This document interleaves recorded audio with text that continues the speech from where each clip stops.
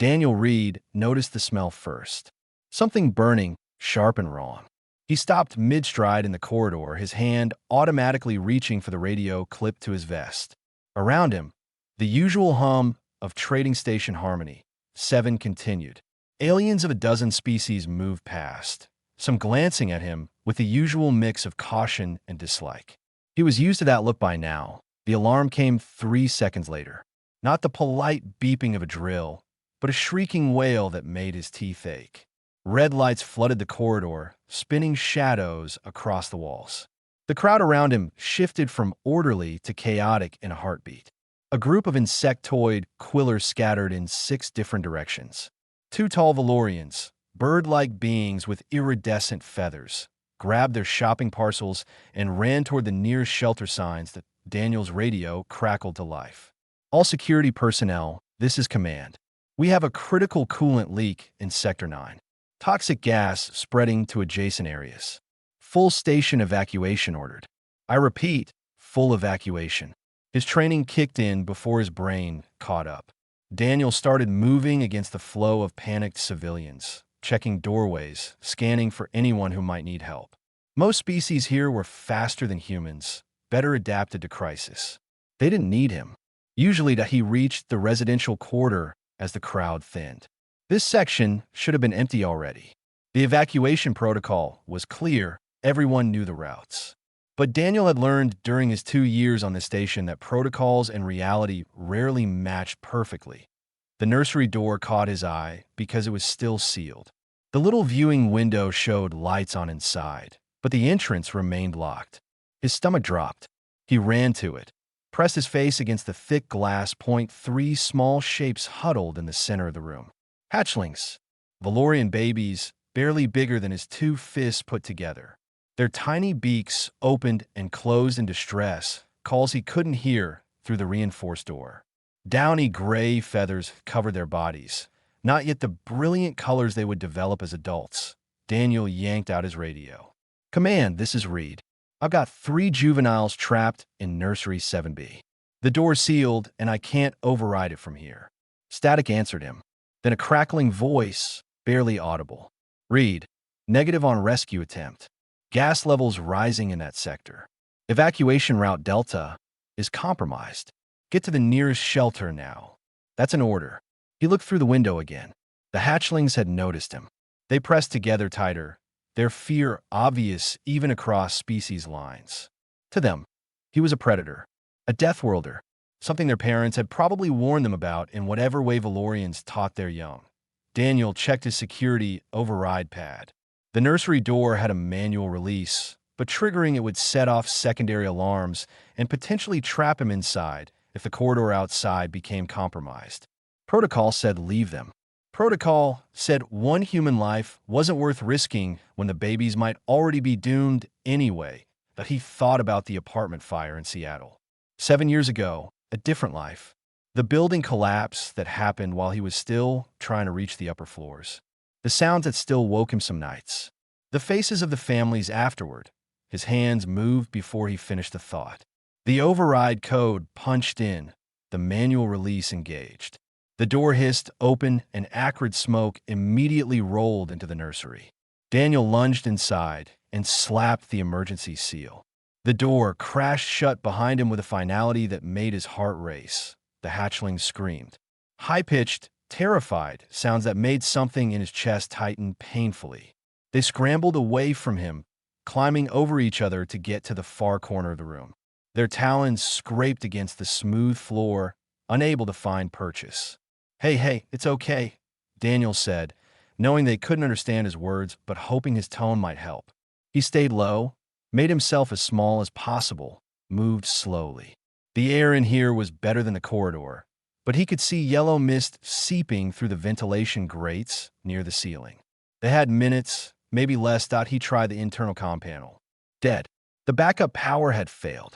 His radio produced only static now, the station systems failing one by one. Through the small window, he could see the corridor filling with that yellow fog. No one was coming. No one even knew he was here. Daniel pulled off his jacket and moved toward the hatchlings.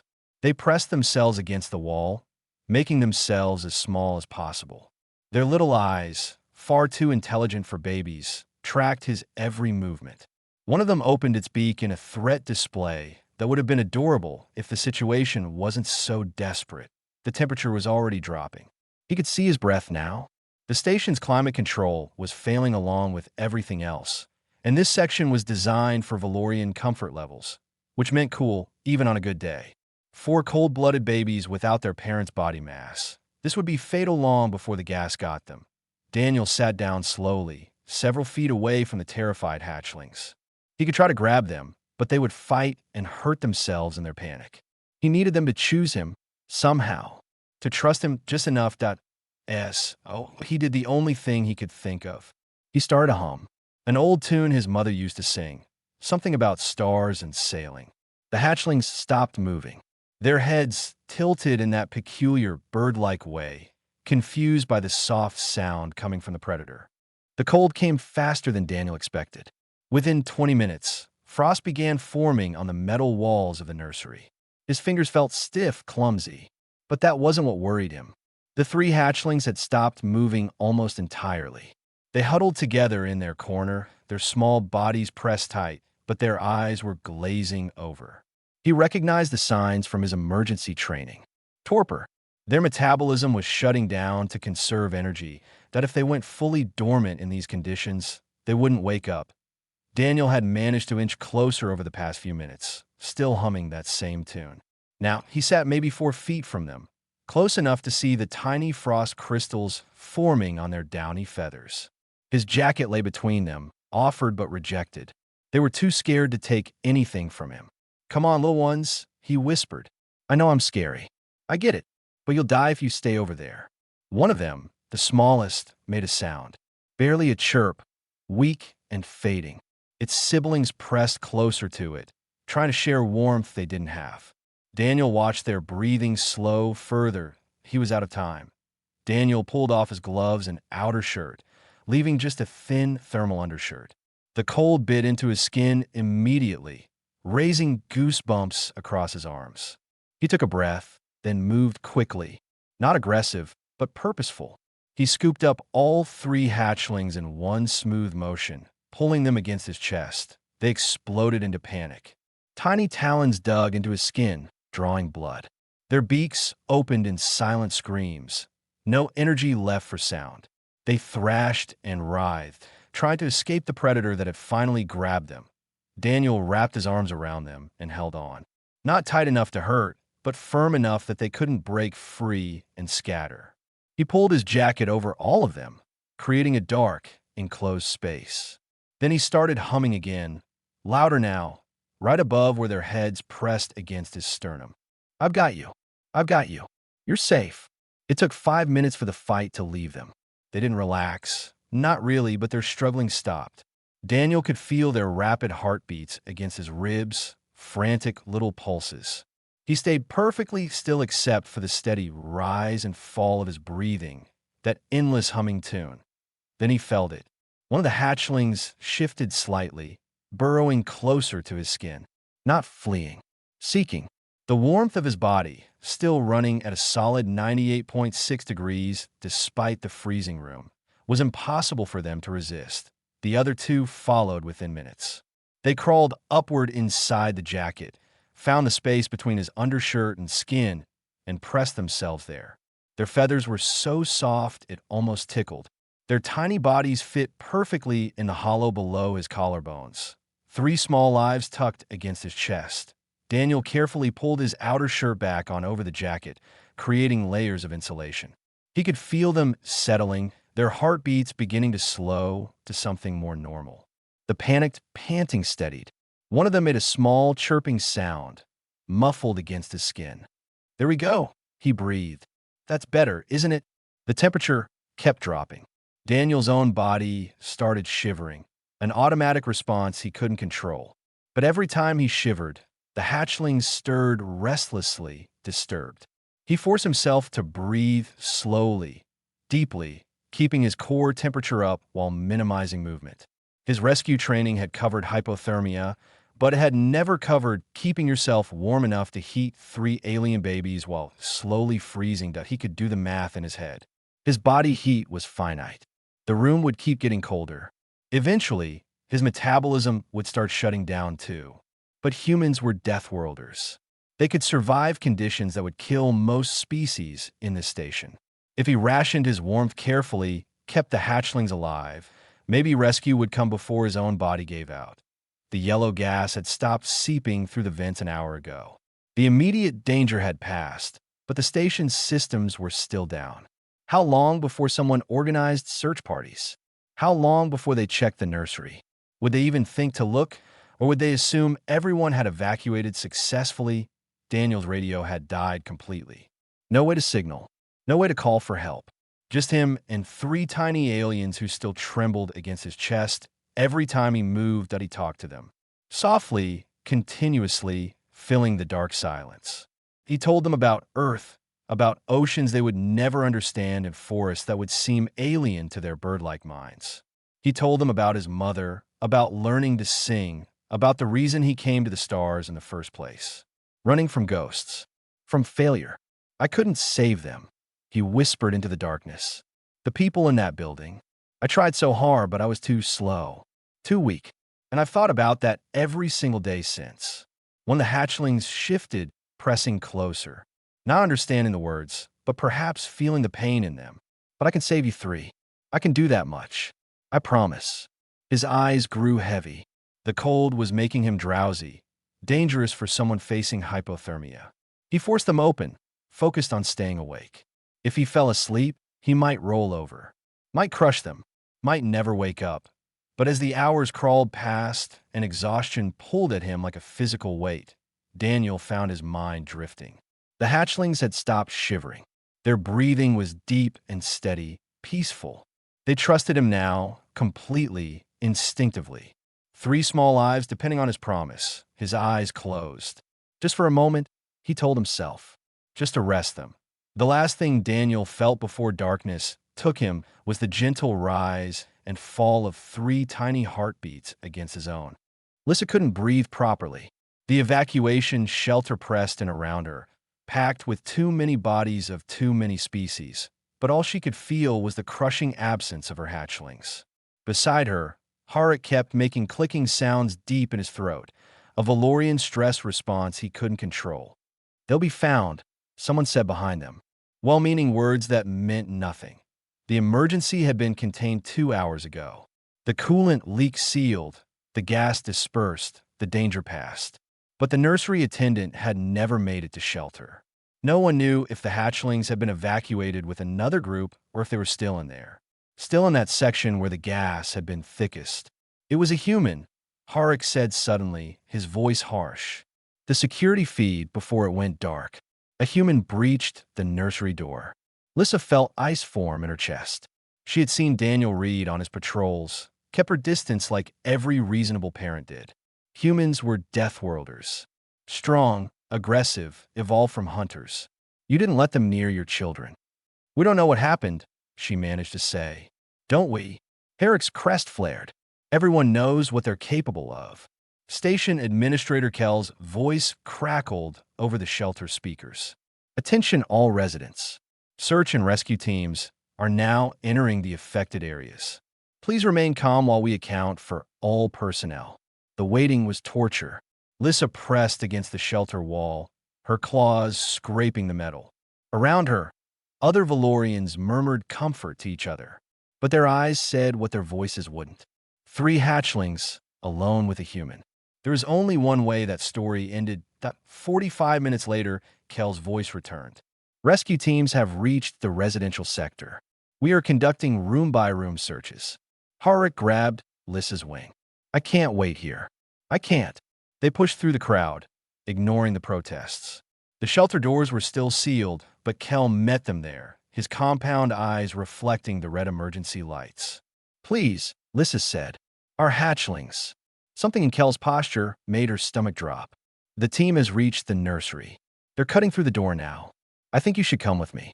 They ran through corridors still hazy with residual gas. Their respirators fogged with each breath. Other parents joined them, a growing crowd of terrified families. Ahead, bright work lights marked where the rescue team had set up. A human woman stood at the nursery entrance. Dr. Reina Okoye, the human physician who worked in the medical bay. She saw them coming and held up her hands. Wait, before you go in, you need to understand what you're going to see. Where are my children? Lissa demanded. They're alive. Dr. Okoye said it quickly, firmly. All three are alive and healthy. But Daniel is hypothermic and unresponsive. My team is working on him now. Harik pushed past her. Lissa followed, her heart's pounding so hard it hurt. The nursery was freezing, their breath visible in clouds. Rescue workers crowded around something in the corner. Medical equipment beeped steadily. Then the crowd parted. Daniel sat slumped against the wall, his face pale as death.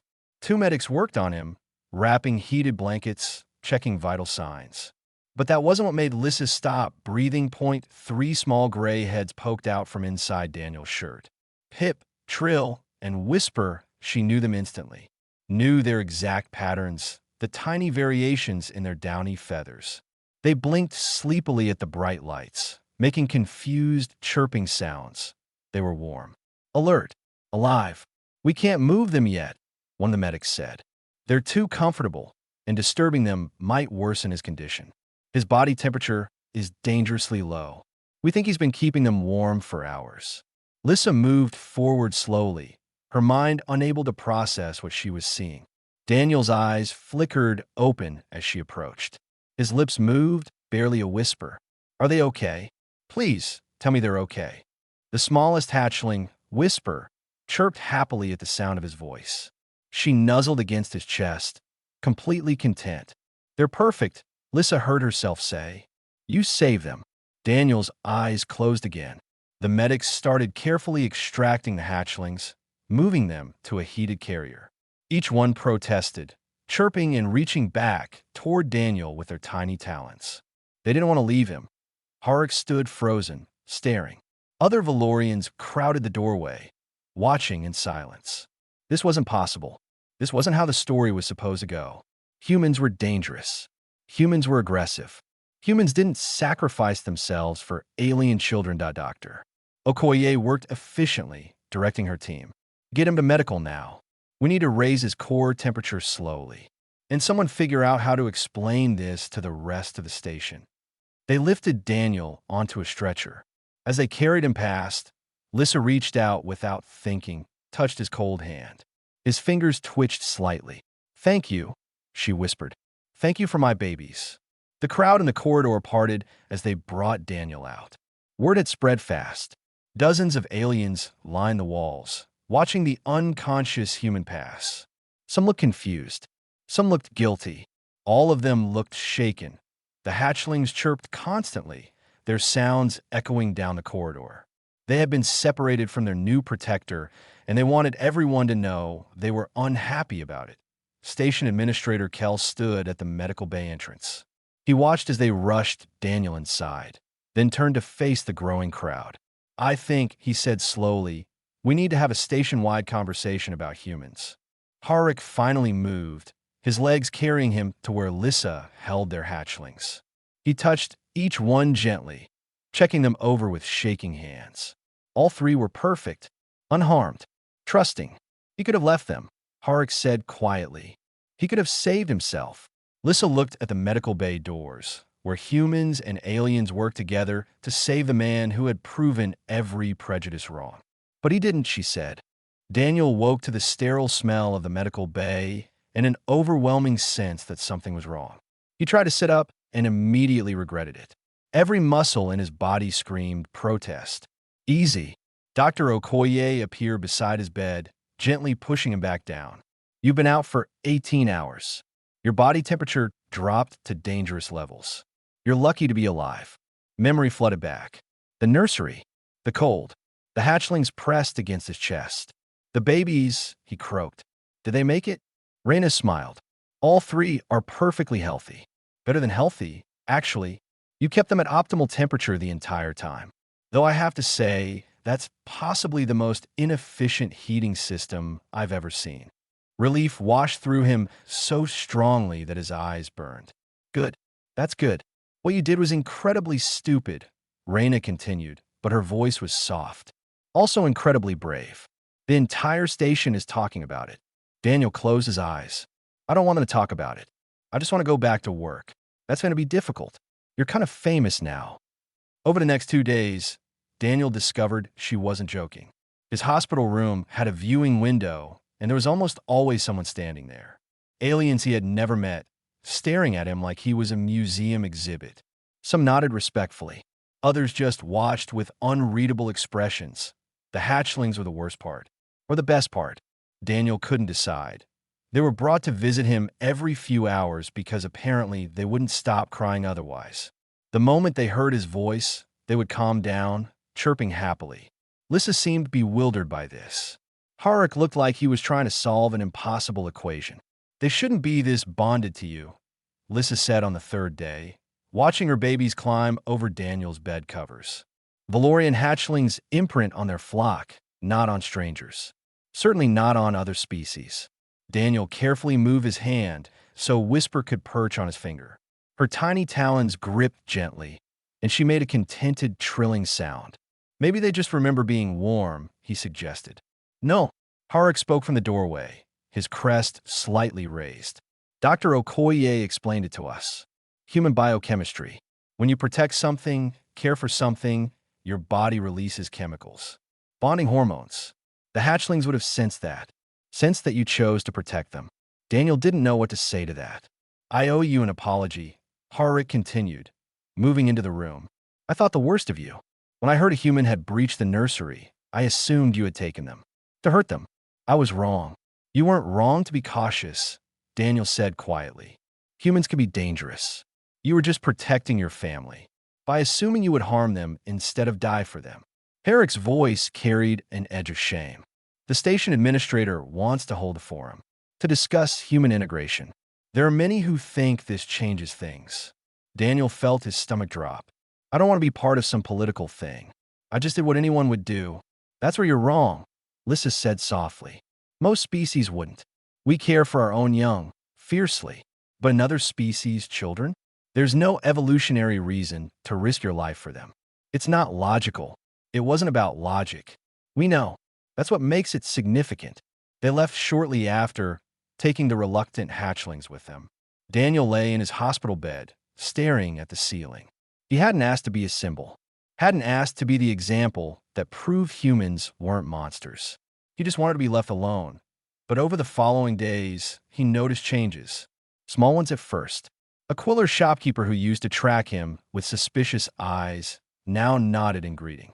A family of tall, crystalline beings let their children approach him in the corridor, watching carefully but not intervening. Word had spread beyond those who witnessed the rescue. The story had taken on a life of its own. Not everyone was happy about it. The first threatening message arrived on his datapad a week after he left medical care. Anonymous, of course. Short and direct. Deathworlders don't belong near our children. This changes nothing. More followed. Some accused him of manipulation, of using the hatchlings to gain trust. Others claimed he had caused the emergency himself just to play hero. A few were simply hateful, filled with species-based slurs that Daniel had heard before but never quite got used to. Station Administrator Kel called him in for a private meeting. There's going to be a forum, Kel said without preamble. Too many voices demanding it. Some want to expand human participation in station life. Others want you specifically restricted from family areas. I don't want to testify or whatever, Daniel said. I'm not a politician. I'm not asking you to speak. But you need to be there. Your presence matters, whether you like it or not. The forum was scheduled for the following week.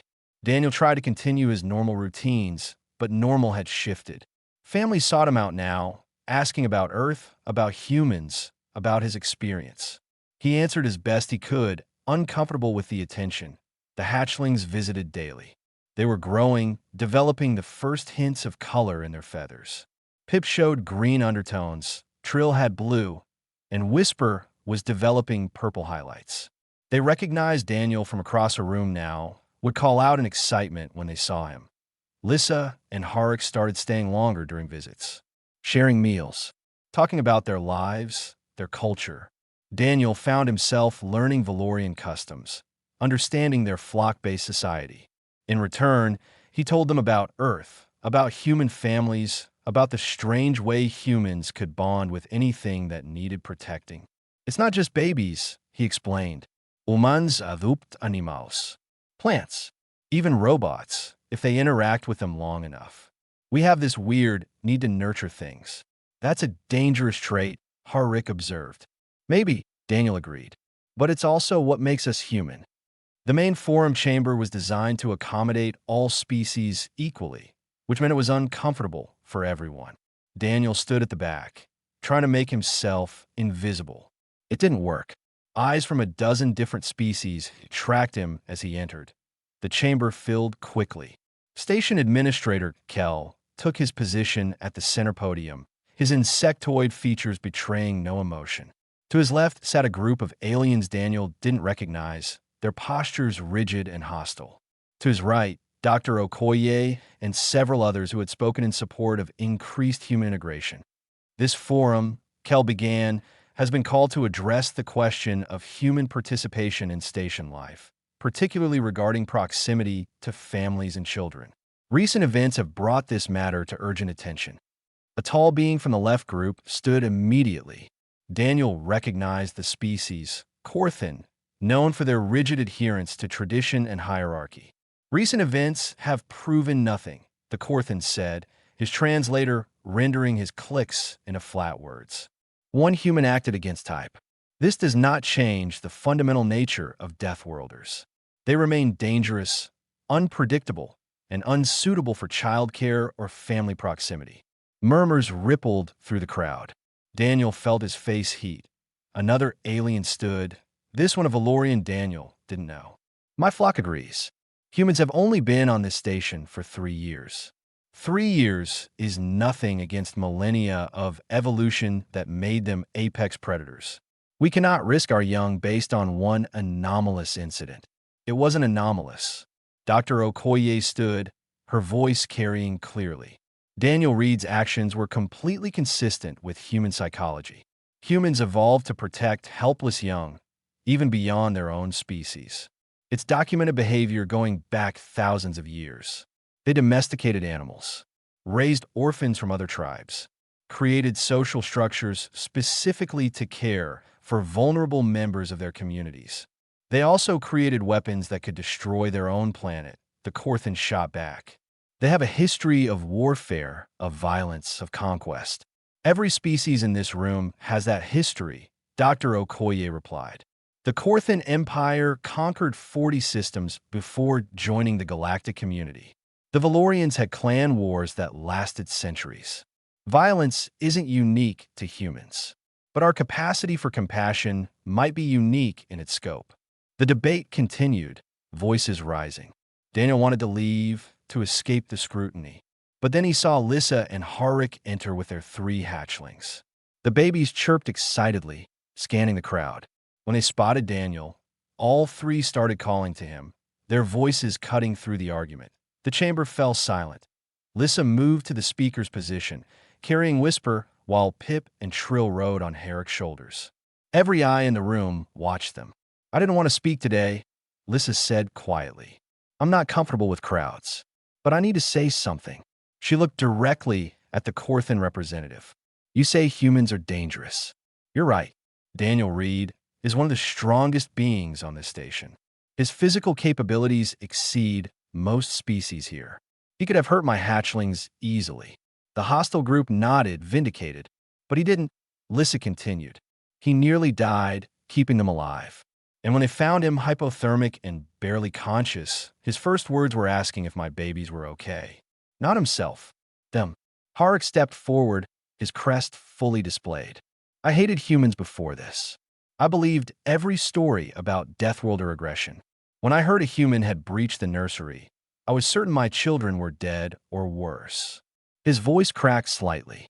Finding them alive, warm, protected by the very being I had feared most, it broke something in me. A prejudice I didn't even know was controlling my thoughts. Personal testimony is irrelevant, another voice called out. Individual experiences don't determine policy. Then look at the data, Dr. Okoye interjected. Since the incident, 17 families have requested Daniel specifically for emergency contact lists. 43 children of various species have approached him voluntarily. Not one negative interaction has been reported. Because they're following a trend, the Corthan said. Social pressure to appear accepting. Daniel had heard enough. He moved forward before he could stop himself, and the crowd parted.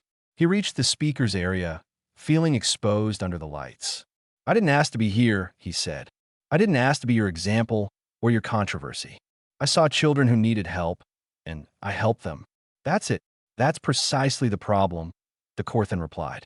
You acted without authorization, violated protocol, risked station security. Your emotional response overrode logic and procedure. Daniel met his eyes, all four of them. Yes, it did. Because sometimes being alive means more than following rules. Those hatchlings would have died if I had followed protocol. You couldn't have known that. I knew they needed help. That was enough. Whisper squirmed in Lissa's arms, reaching toward Daniel. Without thinking, he took her, and she immediately settled against his shoulder, chirping contentedly. The simple gesture said more than any speech could. Kel stood again. This forum will vote in 3 days. Until then, I encourage everyone to examine not just their fears, but their reasons for those fears. Are we protecting our families, or are we teaching them to hate? The crowd began to disperse, but many lingered, watching Daniel with the hatchling. Some approached cautiously, asking questions. Others left quickly, their disapproval clear. Harik touched Daniel's arm. Whatever happens, you should know that you're welcome in our flock. Always. Lissa nodded. Our children chose you. In Valorian culture, that means something. Daniel looked at the tiny creature nestled against his neck, trusting him completely. 3 days until the vote.